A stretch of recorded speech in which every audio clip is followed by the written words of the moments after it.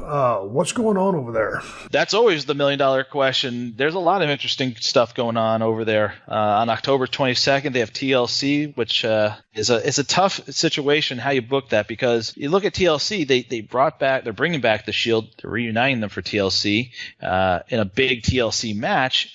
And then a month later, you have Survivor Series. It would seem almost like you would want to do the reverse, have that Survivor Series match, and then go to TLC and escalate things. But with these themed network specials or pay-per-views, they're kind of in a weird spot with TLC being slotted in October instead of December like it used to be.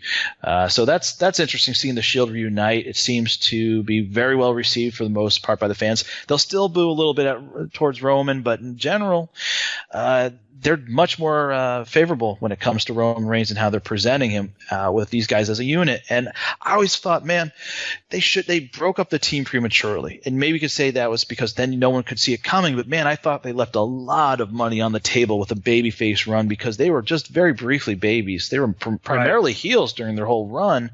And I didn't know necessarily if all three were ready to go at the highest level. It's a lot of pressure, and sometimes you just need a little bit more time, and then you're there. And then, you had some guys get injured. You had some things go a little different than you anticipated. And ultimately, now we're here in 2017, and they are doing the reunion. And I kind of hope that they at least have some sort of loose affiliation moving forward, and it's not just a one-and-done deal. Well, it seemed like the WWE fans really enjoyed watching Seth Rollins and Dean Ambrose get back together. I watched that just from the pieces and bits that I've watched of it. Hell, I enjoyed it. The whole storyline, I thought both guys did a great job in telling that story. I didn't see where they added Roman back into the mix. What are your feelings about that? Just with respect to, they were all going down a separate paths, and Roman was that lead dog, no pun intended. And then Seth Rollins and Dean, they had some hot streaks, but then Seth had a couple of injuries. Dean just kind of strayed off a little bit. When they put those two back together, they've had some awesome tag team matches together. They just have good chemistry.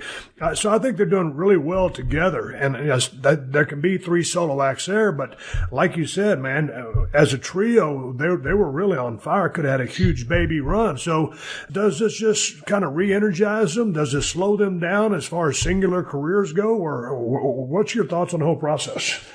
Is there more money in the unit as a trio or as separate individuals? Now, individually, maybe the guys would prefer to get those paydays as a top act separate and apart, not split it three different ways. That's a whole different conversation.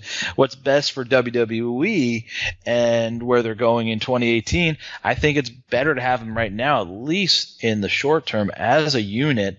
But you have to, when you have such a strong babyface unit, have some big monsters to feed to them, or you're going to find yourselves in a tough spot, and then they're going to sit in a writer's room in Stanford and say, well, someone's got to turn on someone in this trio, and that I don't really want to see is something like that. If this thing dissolves on its own, that's fine, but I don't want to see one of these three guys turning heel, unless it's Roman Reigns, because I'm down with a heel turn whenever, however, and I think he is as well. But